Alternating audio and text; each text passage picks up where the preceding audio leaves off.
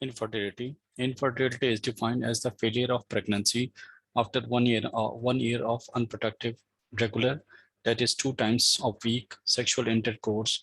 It affects 10% of the all couples. Couples who fail to conceive after 1 year of regular unprotected sexual intercourse should be investigated.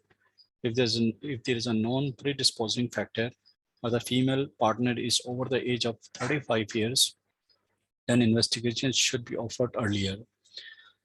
So the causes could be um, female factors uh, accounts for the 35%, male factors account for the 25%, and combined factors another 25%, and 15% is because of the unexplained fertility, unexplained causes.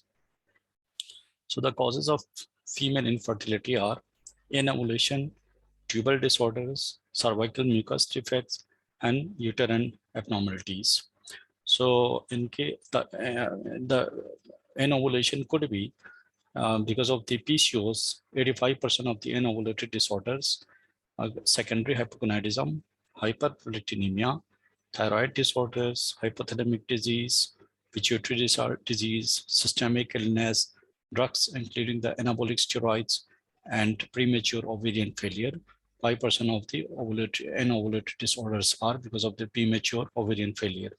So overall, basically, it's related to hypothalamus, then the pituitary disorders, then the gonads, basically the ovaries problem. Tubal disorders including infection like chlamydia, endometriosis, and surgery, and uterine abnormalities including congenital intrauterine adhesions and uterine fibroids. So the evaluation of female infertility, sexual history should be determined. The frequency of intercourse, sexual intercourse, every 2 to 3 days should be encouraged, and the use of lubricants is not encouraged, and probably it basically it's detrimental. It has got as a detrimental effect on the semen quality. Female factors include the age. Fertility declines rapidly after the age of 36 years. Regarding the menstrual history, we should ask about the age of menarche, length of menstrual cycle and its regularity, presence or absence of the intermenstrual spotting, hot flushes, spontaneous caliciuria, which may point towards hyperprolactinemia, hypothalamic hypogonadism suggested by the excessive physical exercise, that is running greater than 4 miles per day, or weight loss in excess of 10 years in 1 year. Drug history should also be inquired. Drugs which may cause hyperprolactinemia and other drugs including cocaine and marijuana can also affect the fertility. Smoking is also an important factor with regards to fertility, and the use of anabolic steroids may cause secondary hypogonadism. Cytotoxic chemotherapy or radiotherapy may lead to ovarian failure. Diabetes mellitus, thyroid, or pituitary dysfunction, and other systemic illnesses may also lead to infertility. Tubal disease include recurrent vaginal or urinary tract infection may predispose to pelvic inflammatory disease. Dyspareunia and dyspareunia are often present. Sexual transmitted disease and previous abdominal or gynecological surgery all predisposed to fallopian tube obstruction. Secondary infertility could be details. In case of secondary infertility, we should inquire about the previous pregnancies, including abortions, and ectopic pregnancy should also be determined. With regards to family history, we should ask about the premature ovarian failure, PCOS, and endometriosis, and we should examine these patients with regards to the BMI, and the ideal BMI for fertility is between 20 to 29. Secondary sexual characteristics, if absent, then we should look for the Turner syndrome. Hyperandrogenism may point towards PCOS, and galacturia may point towards hyperprolactinemia. Extended genitalia and pelvic examination should also be done. So the investigations include general investigation, assessment of the ovarian reserve, assess the ovulatory function and exclude infection, and assess the tubal patency. So among the general investigation, we should check the TSH, free T4, prolactin in periods with irregular menstrual cycles or those who are not ovulating. Serum testosterone, sex hormone binding globulin, 17 OHP, if there is a clinical evidence of hyperandrogenism in the presence of irregular menstrual cycles, or if an ovulation is confirmed. MRI of the pituitary in hyperprolactinemia and hypogonadotrophic hypogonadism is indicated. To assess for the ovarian result, we should check the FSH and LH in female who are not amenorrheic. This should be measured on day 2 to 6 of the menstrual cycle. Day 1 is the first day of the menses. Follicular phase, in the follicular phase, FSH greater than 10 is indicative of the reduced ovarian reserve. Ovarian failure is diagnosed when the FSH is greater than 10, 30, and pelvic ultrasound is not routinely performed, and however it may basically determine regarding the ovarian anatomy, but also for the antral follicle count. Number of small follicles is the estimate of the ovarian aging. And we should also consider doing the AMH measurement in these patients. To assess for the ovulatory function, it is important that home ovulation kit testing for the urinary LH reliable in which is reliable in regular cycles. Home temperature testing is less reliable in female with regular menstrual cycles. You should measure a mid-luteal progesterone, that is day 21 or approximately 7 days before the expected onset of menses, and it should be greater than, and if it is greater than 30 picomole per liter, then it means ovulation is occurring. Consider ovulation tracking by serial ultrasound if there is uncertainty. We should rule out infection by doing the vaginal sampling, and assess the tubal patency by doing the hysterosalpingogram or by doing the laparoscopic studies. So the general algorithm is assess ovulation in 2 to 3 cycles by, if the patient is ovulating, that is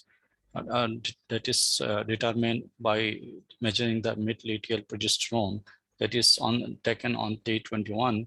If it is greater than 30 picomole per liter and it's consistent with ovulation, we should move towards the semen analysis. If the semen analysis is also normal, then we should do the laparoscopy to see if there is any tubal abnormality, or if the tubes are normal, then cervical factors can be a contributing factor. However, if there is an ovulation, which is determined by the measurement of the mid-luteal progesterone, which is less than 30 picomole per liter, then we should check the FSH, LH, and estradiol. If the FSH is low, then it is consistent with hypogonadotrophic hypogonadism. In that case, we should check the pituitary MRI and prolactin levels. If the FSH is normal, then it is most likely secondary to PCOS. In that case, we should check the testosterone and sex hormone binding globulin levels. If the FSH is greater than 30, then it may point towards the premature ovarian failure. Karyotype and autoantibodies should be investigated in these patients. So the management of infertility in a female patient, if there is an ovulation,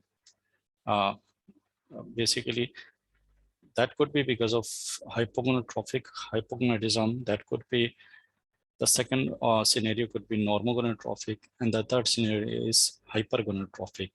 So if the anovulation is because of the hypogonadotrophic hypogonadism, and the patient is hyperprolactic and the cause is hyperprolactinemia, then dopamine agonist should be initiated.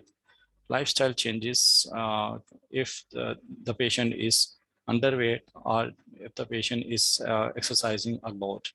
Otherwise, ovulation induction can be tried in these patients. So in hypogonadism, it could basically we need to see if there is any hyperprolactinemia or there or if there is any functional hypothalamic amenorrhea. In the second scenario, that is WHO class 2, it's basically normogonadotrophic. The LH and FSH levels are normal. It's usually because of the PCOS. Weight reduction is advisable if the patient is obese, and ovulation induction can also be tried in these patients if the if these measures do not produce any particular benefit. The third scenario is hypergonadotrophic hypogonadism, that is WHO class 3. This can be related to premature ovarian failure, and ovum donation is the only option in these patients. Spontaneous transient remission is possible in early POF. If still cycling and FSH is between 15 to 25, ovarian hyperstimulation and IVF may be attempted, but with poor results. In case of tubal infertility, surgical tubal reconstruction may be attempted. 50 to 60% 2-year cumulative pregnancy rate in patients with mild disease, but only 10% in more severe disease. And there is a high risk of ectopic pregnancy, so IVF may be more appropriate in female with severe disease. The cumulative pregnancy rate, at least 50% following IVF, unless there is hydrosalpinx. Female with hydrosalpinx should be offered salpingectomy prior to IVF to improve the success rate. If the infertility is secondary to endometriosis, that would the prognosis would depend on the severity. If that is minimal or mild, then GnRH agonist, danazol, and progestagens do not improve fertility. Laparoscopic destruction of the superficial disease improves pregnancy chances. Resection of the ovarian endometriosis may improve ovarian folliculogenesis, thus fertility, and assisted reproductive techniques may be tried in these patients. And in case of moderate or severe endometriosis, surgery may improve the fertility. However, IVF should be offered to these patients. In case of vaginal or cervical factors, each episode of acute PID can lead to infertility in 10 to 15% of the cases.